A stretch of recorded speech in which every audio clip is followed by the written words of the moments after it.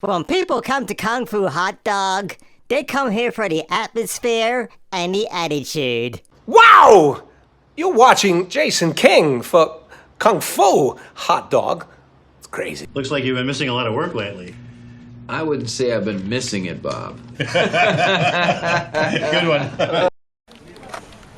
So, Peter, what's happening? But Peter, I'd like you to come in on Saturday morning and, yeah. I'm gonna also need you to come in on Sunday morning. Thanks a bunch, Peter. Job, shake this job and shove it.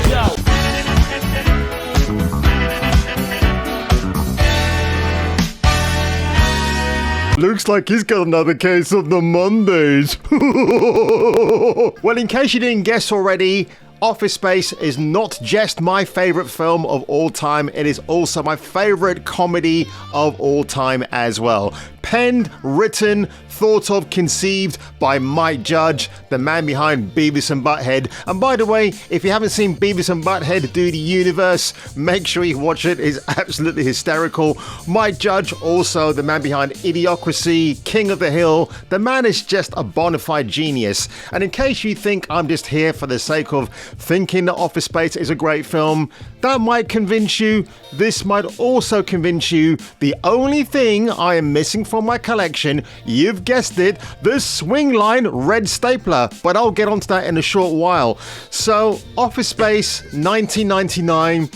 I discovered this film through, of all publications, Empire magazine. So it was 2002. I was about to embark on my very first journey into what it was like to be in an actual office space through a government job that I have, which I still have now, but I do it as an agency worker. I don't know why I had to tell you that, but just had to throw it out there. So I was just going through the retrospective reviews of Empire, and they talked about the DVD release for Office Space. So I thought, And I started reading this review, and then, what was so great about Empire magazine back then, they were talking about the fact this film had become a cult movie on the circuit. People in offices were talking about it, and I really just sat up to attention and thought, holy hell, what is this? How does nobody else know about this movie? So I went into my Blockbuster Video, when we had Blockbuster Video back in the day, folks. I rented this film out, and I'll tell you what, people talk about having a religious experience. They talk about going to Japan, for example, which is my second favorite religious experience, or meeting Cindy Crawford, which also happened to me in the 90s. Not Christy Turnington, but Cindy Crawford, okay? She's the second best thing I got. So what can I say about that? Okay, but Office Space is my religious experience. It might not be yours, but it is definitely mine for so many reasons. Oh, and remember, next Friday is Hawaiian Shirt Day. Look, we got to talk about one of the greatest performances of all time, Gary Cole, who plays Bill Lumbergh. This man played one of the coolest characters on TV, Jack Killian from Midnight Caller. Why that hasn't been released on DVD or Blu-ray yet, I have no idea why. That is an injustice, people. That is an injustice. Get on Anchor Bay and let them release that series in its entirety. It was awesome. But to see Gary Cole play this, how can we say, the devil offspring of Bill Gates, wearing the braces, and he drives the Porsche, and he just mumbles and squirrels a lot. It's just one of the greatest performances I've seen from Gary Cole. So to say this guy doesn't have any range whatsoever. Also, he played the devil, didn't he, in American Gothic? I mean, this performance is nothing I've ever seen. I've actually worked with people like the character of Bill Lumbergh, not to the point where they want you to come in on a Saturday and a Sunday, but you can see shades of that in these real-life counterparts. Peter, what's happening? Could you give me those TPS reports ASAP? Okay? Then, of course, we got Ron Livingston as Peter Gibbons, the everyday hero that we want, the person we can identify with. It doesn't matter what creed, section you come from in society, you look at Peter Gibbons, and yeah, this guy's a based white male, but he's got standards, he hates his job, the fact that he does 15 minutes of real work every day is something I can attest to. I've been there, I've done it. So this film is not just a commentary on corporate America and the office environment and the hierarchy in the office and people walking up to you every few minutes asking if you've read the memo or have you got the TPS reports. It is just a true reflection of the culture within an office space. And let me tell you, somebody who's been in the office space for 20 odd years now or so, I mean, that's not my vocation in life, folks. YouTube is my vocation, but I was just a bit too late, I think, at the time to rise to the occasion in 2005 when YouTube set the whole world alight. But back then, it was just testing people's curiosity, I feel. So just getting back to Office Space once again. I know you're watching this on a Monday, and I had a lot of fun watching this recently. I mean, it's my go-to film, man. Like, you always get asked that question, oh, if you could be stuck on a desert island, Jace, what 3 things would you take with you? So I can't attest to what the other 2 items would be. Well, actually, one of them would be my swing line stapler when I eventually get that. And obviously, probably the Editech mug and my copy of Office Space. I'll bring those three things with me, man, and I'll be happy for the rest of my life. But the swing line stapler is interesting because you probably know this already, but when the film was released and started gaining a lot of cult status all over the place, you had third-party companies making their own version of the swing line stapler. And there is actually a real-life swing line company, but they never made the staplers. They kept getting orders from customers saying, where can I buy this stapler from? And then suddenly they made their own, they made their version, the proper version of the stapler. It's like the greatest icon in cinematic history. A red stapler, so bright red. It happens that red is my favorite color anyway. So I guess this movie was destined for me anyway. Jennifer Aniston as Joanna. Now, on close inspection on Jennifer Aniston, and yeah, she's a hot girl in this film. I mean, the scene where she's wearing Peter Gibbons' t-shirt the next morning, whew, holy hell, man, that is all kinds of sexy. But I'm pretty sure Aniston had a bit of the old chin trim. If you look at her chin in the film, it looks like it was reducted just a little bit. So maybe I'm wrong, but it looks like it has been. But you know what? We got to talk about David Herman as Michael Bolton. But it's all right. You can call him Mike. Michael Bolton, as portrayed by David Herman, is one of the greatest character introductions I have seen on film. When he's stuck in traffic in Texas, that is like, ooh, wow, that is a chef's kiss. I'm a pistol point cock, ready to link shots non-stop until I see your monkey ass drop. Also Richard Ryle as Tom Sukowski. Oh my God, like, if you want to see a veteran actor at his absolute finest, just check out his portrayal here. It is so true to life. It is eerie how Mike Judge managed to write a character like that. Well, look, I already told you. I deal with the goddamn customers so the engineers don't have to. I have people skills. I've got to say one thing about Office Space as well. It is what I call the perfect water cooler movie. What do I mean by that? When you're taking a break from your office desk and you're at the water cooler, pouring out some ice cold water, you're chatting to a fellow Office Space fan about that film.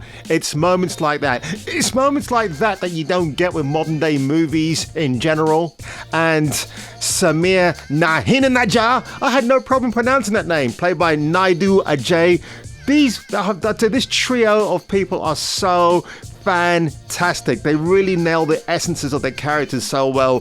The bit where they take that printer out into the open and just beat it to death like it was a mob killing.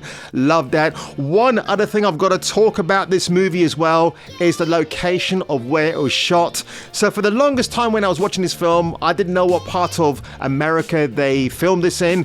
It's actually done in Austin, Texas. South Austin, other parts of Austin. Now there's a great video I watched today from a guy called Tampa J. I've subbed to his channel. This dude actually went out to all of the locations, bar one, I'll talk about that in a second, and gives you a breakdown of the movie on his mobile phone, or cell phone to the Americans out there, of where each location was filmed in. The only thing that he didn't include, and maybe he couldn't find or get access to the building, like where did they shoot all the big interiors of the office space? Was it the actual Initech building in his video, or was it somewhere in downtown Texas? But I tell you what, Austin looks like a beautiful place.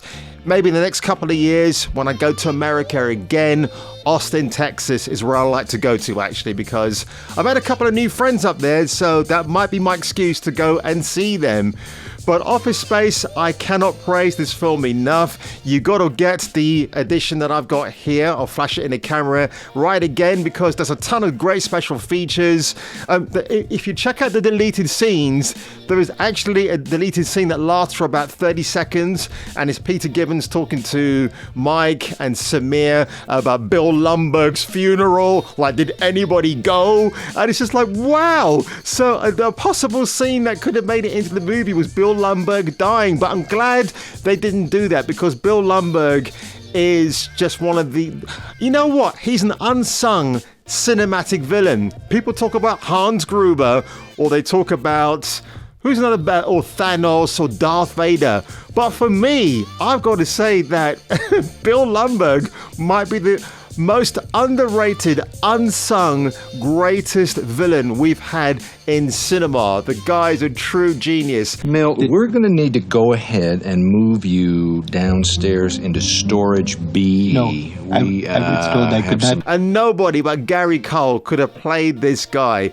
The whole 90s look, the aesthetic of an Office Space, Windows 95 or 98 they would have been using back then, that's for sure. There's so many cool comebacks in this film that I just love. You know, Steve Root as Milton, I'm going to burn the house down. Yeah, when they, like, you know, the funny thing, I was watching a documentary about that today, and Steve Root talks about the fact that he had to wear these really super thick glasses, but he had to wear contact lenses underneath the glasses because it distorted his field of view so much that he couldn't see where he was going. So he had to memorize his lines just to kind of get a place of where he had to be in that moment. It's insane, the things they had to do in this film, but oh, and Dietrich Bader as Lawrence, the next door neighbor. Two chicks at the same time, man. By the way, that apartment is real. You know, one thing I like about this film, I don't think there were any on-set designs of any interiors.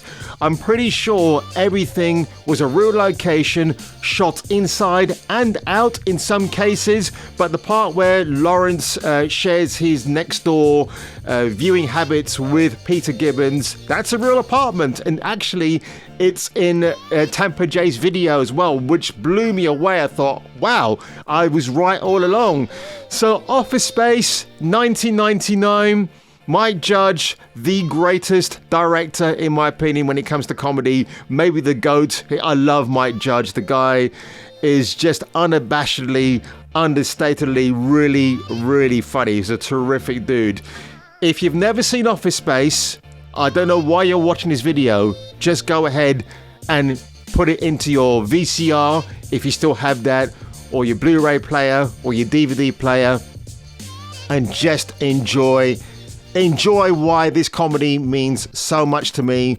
The people, the acting, the writing, the direction. It's just a terrific film. And of course, Bob Slidell, John C. McGinley, the guy with the snake up his ass, how he's squirreling and he talks about the back catalogue of Michael Bolton.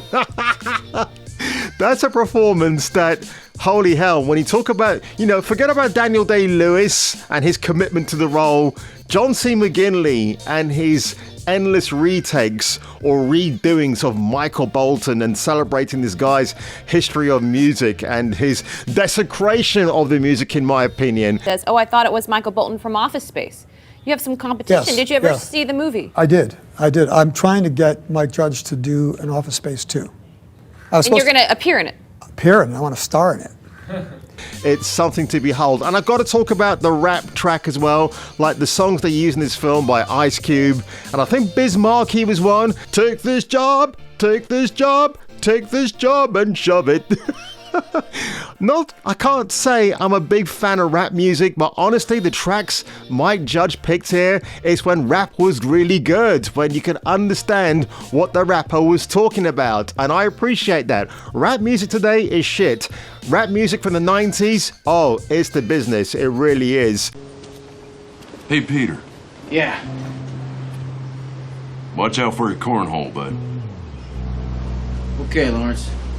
So get the soundtrack, I've got it. Just get everything associated with this film. I'm getting a t-shirt very shortly where Samir, Peter and Mike are destroying that the printer machine. So I'm definitely going to wear that on a future video. But folks, if you enjoy this today, I've been wanting to do a review for Office Space for the longest time now. And it was just finding the right moment and the right time in my life to do this. And I'm kind of glad I got it out to you right now. So, hey, if you're an Office Space fan, hit me down below with a comment. Tell me why the film means so much to you like it does to me. Share this video wherever you can. And of course, if there are any Office Space conventions happening, probably in America is where I like to go to one of these conventions, do let me know. I'll try and make it down there at some point, or maybe a future Office Space convention. And on No.1, folks, if you enjoyed this video today, make sure you leave a like below. Make sure you hit that subscribe button. And if I were you, and if you were me, I would check out the next video. Could you please, for the love of God, just once answer the phone differently? Or just put the accent somewhere else? Like corporate accounts payable. Or just, hello, corporate accounts, please hold. Whatever happened to please hold? Just a moment, just a moment, just a moment. Hold on a second. Anything, a little variety. Could you do that, please? Because that would make the next 20 years of my life just that much less odious. And I would really appreciate it. Thank you.